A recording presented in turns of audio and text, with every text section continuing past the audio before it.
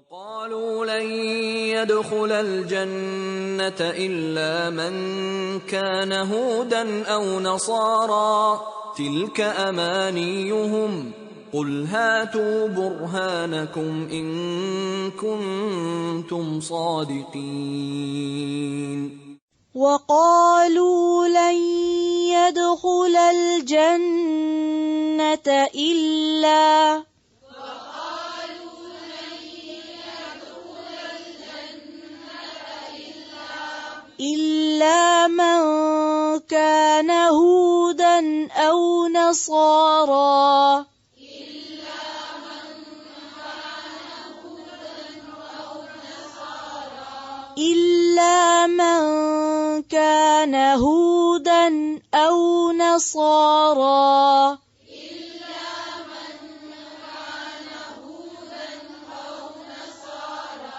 تلك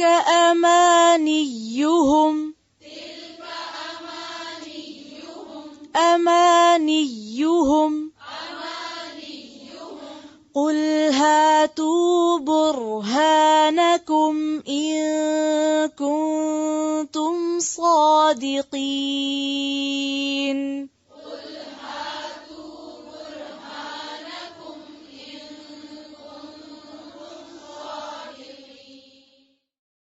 وقالو اور انہوں نے کہا لن ہرگز نہیں یدخلا داخل ہوگا الجنتا جنت میں الا مگر من وہ جو کانا ہو ہودن یہودی او یا نصارا نصرانی تلکا یہ امانیہم تمنائیں ہیں ان کی قل کہہ دیجئے ہاتو لے آؤ برہانکم دلیل اپنی ان اگر کن تم ہو تم صادقین سچے.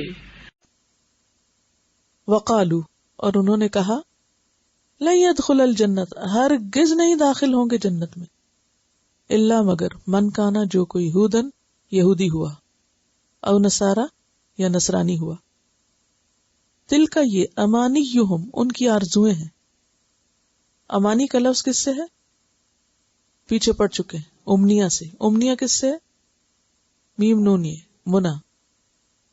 منا کا کیا معنی ہوتا ہے؟ آرزو. یہ ان کی آرزویں، یہ ان کے خیالات ہیں، یہ ان کی تمنائیں ہیں. تو بات تمناؤں کی نہیں. قل کہہ دیجئے ہاتو لاؤ، ہاتو لاؤ برہانکم اپنی دلیل. برہان کہتے ہیں بے رے سے. براہ کا لفظی معنی ہوتا ہے سفید اور چمکدار ہونا، یعنی واضح بات لاؤ، واضح دلیل لاؤ، واضح دلیل. ہاتھو برہانکم ایسی دلیل لاؤ جو روز روشن کی طرح واضح ہو. ان کنتم صادقین اگر تم سچے ہو. وقالو ایک اور طریقہ بہکانے کا. یہودی کہتے تھے صرف یہودی جنت میں جائیں گے، نصارہ کہتے تھے صرف نصرانی جنت میں جائیں گے، تو لہٰذا تم مسلمان نہ بنو، کیا بنو؟ یا یہودی بن جاؤ یا نصرانی بن جاؤ. ہر کوئی اپنے دین کی طرف بلا رہا ہے. وقالوا لن يدخل الجنة الا من كان هودا او نصارى اور وہ کہتے ہیں ہرگز نہیں جائیں گے جنت میں مگر جو یہودی بنے یا عیسائی. فرمایا تلک امانیہم یہ تو ان کی اپنی خواہشات ہیں، یہ تو ان کی تمنا ہے، یہ تو ان کے خیالات ہیں. قل ہاتوا برہانکم ان سے کہو لاؤ اپنی دلیل، کوئی واضح بات لاؤ. کہاں لکھا ہے ان کنتم صادقین اگر تم سچے ہو؟ سورۃ النساء آیت 123 میں آتا ہے لیس بامانیکم ولا امانی اہل الکتاب من یعمل سوءا یجز بہ ولا یجد لہ من دون اللہ ولیا ولا نصیرا. انجام کار نہ تو تمہاری آرزوؤں پر ہے کہ تم جو چاہو گے ملے گا، اور نہ اہل کتاب کی آرزوؤں پر. جو بھی برا کرے گا اس کا پھل پائے گا، اور اللہ کے مقابلے میں اپنے لیے کوئی حامی و مددگار نہ پا سکے گا. اس کا کیا مطلب ہے؟ کہ نجات کا دار و مدار کسی خاص گروہ میں سے ہونے پر نہیں. اس کے لیے کیا چاہیے؟ ایمان کے ساتھ عمل صالح چاہیے. آج آپ دیکھیں مسلمانوں کے اندر ود ان مسلم جو گروہ بندیاں ہو گئی ہیں، ان میں سے بھی ہر گروہ کیا سمجھتا ہے ہم ہی جنت میں جانے والے ہیں، ہم ہی ناجح، ہم ہی کامیاب ہیں، اور باقی سب جہنم میں جانے والے ہیں۔ اس لیے وہ کہتے ہیں ہماری طرف آ جاؤ تو نجات پاؤ گے۔ اسی لیے آپ دیکھیں آج کل کیا ہوتا ہے، کوئی شخص بےچارا مسلمان ہو جائے بھول کے تو ہر ایک اپنی طرف کھینچتا ہے، ہماری مسجد میں آ جاؤ، جو ہم سکھاتے وہ کرو تب جنت میں جاؤ گے، وہاں نہ جانا، ایک دوسرے کی کاٹ۔ یہاں بھی یہی حال تھا۔ اب آپ دیکھ رہے ہیں کہ یہ جتنے سارے سٹیپس آ رہے ہیں، ساری چالیں ہیں کس کام کے لیے؟ لوگوں کو دین سے پھیرنے کے لیے۔ یہ سارے ہتھ کنڈے ہیں ایک کے بعد ایک آئے کہ کسی طرح لوگ مسلمان نہ ہوں، محمد صلی اللہ علیہ وسلم کی پیروی نہ کریں، آپ کے پیچھے نہ جائیں، کیونکہ ان کو خطرہ تھا اگر یہ ہو گیا تو یہ ہم جو دین کے نام پر دنیا کما رہے تھے یا دین کے نام پر ہم نے جو کاروبار سجائے ہوئے تھے وہ سارے تو بہ جائیں گے۔ سمجھ گئے؟ یعنی اہل کتاب کیوں مخالفت کرتے تھے؟ کیوں نہیں لوگوں کو مسلمان بننے دینا چاہتے تھے؟ کیوں ہر ہتھ کنڈا اختیار کرتے تھے کہ لوگ اس سے ہٹ جائیں، یہ نہ کریں؟ کیونکہ ان کے اپنے مفادات پہ زد پڑتی تھی، کیونکہ انہوں نے دین کا نام لے کر ایسے ایسے کام شروع کر رکھے تھے کہ جس سے سراسر دنیا مقصود اور مطلوب تھی، آخرت نہیں تھی۔ یہ دین کا حلیہ بدل رکھا تھا، شکل بدل رکھی۔ اب ان کو فکر یہ تھی کہ خالص دین سامنے آ گیا تو کیا ہوگا؟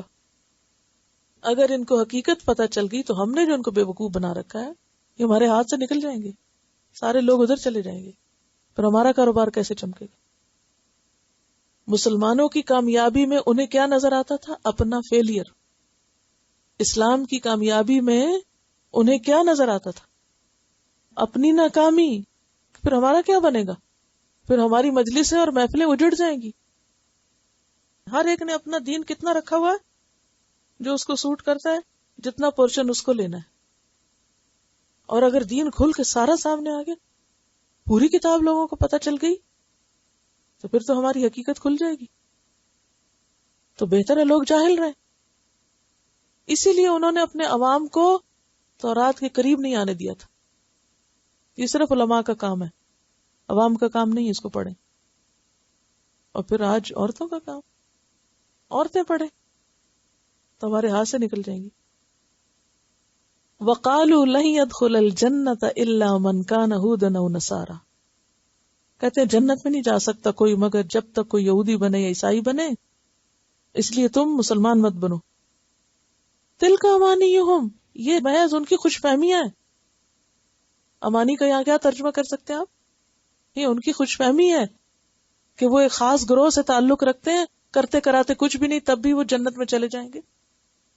نہیں، قل ہاتوا برہانکم، لاؤ دلیل۔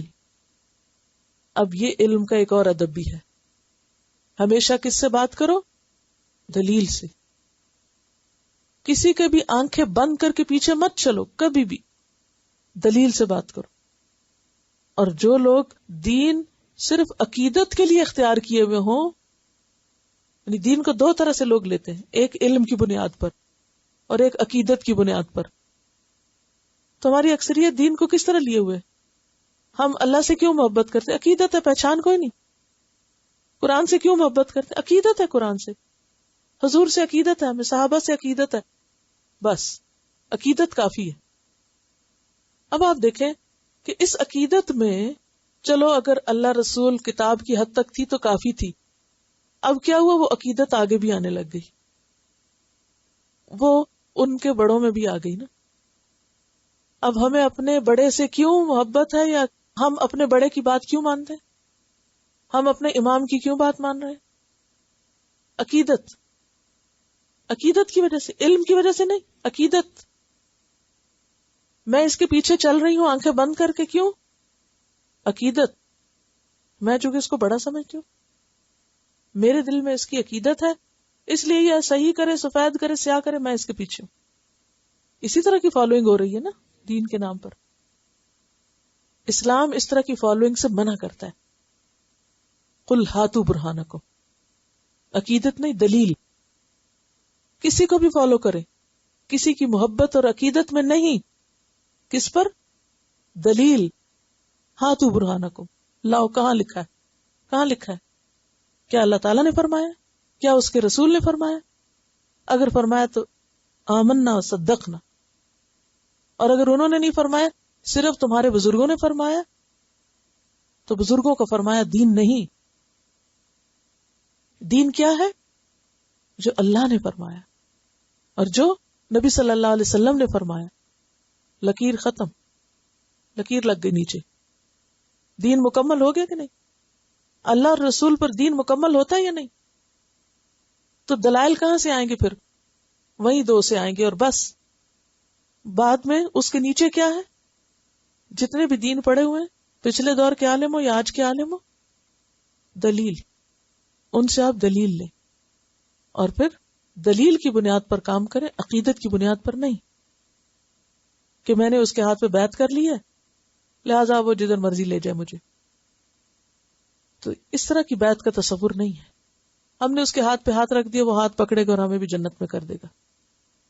تو یہ طریقہ درست نہیں. ان کنتم صادقین، اگر تم اپنے دعوے میں سچے ہو، صرف یہودی جنت میں جائیں گے، صرف نصارہ جنت میں جائیں گے، تو کوئی ٹیکسٹ لے کر آؤ، کوئی آیت لے کر آؤ، کوئی کوٹیشن ایسی لاؤ جو اوتھینٹک ہو، تو ہم مان جائیں گے کہ ہاں چونکہ نجات کا رستہ یہودیت میں، لہٰذا ہم یہودی ہوتے ہیں. اور یہاں یہودیت اور نصرانیت گروہ بندی کا نام ہے. آج اپنے لیے اس کو کیسے لیں؟ اگر کوئی آپ کو کہے نا کہ آپ اس فرقے میں آ جائیں، اس گروہ میں آ جائیں، اس میں آ جائیں، اس میں آ جائیں، تب آپ کی نجات ہے، تو بھی کدھر لکھا ہوا ہے لاؤ کو قرآن کی آیت کہ فلاں نام کے فرقے میں جانے سے جنت ملتی ہے؟ تو جنت کا تعلق فرقوں میں جانے سے نہیں ہے. من یعمل سوءا یجزا بہ، کسی فرقے کے کسی شخص نے کوئی غلط کام کیا تو اس کا بدلہ پائے گا. من یعمل سوءا یجزا بہ، جو بھی غلط کام کرے گا. آج مسلمان غلط کام کرے تو وہ جنت میں بھیج دیے جائیں اور کوئی اور غلط کام کرے تو وہ پکڑ لیا جائے. یہ تو انصاف کی بات نہیں.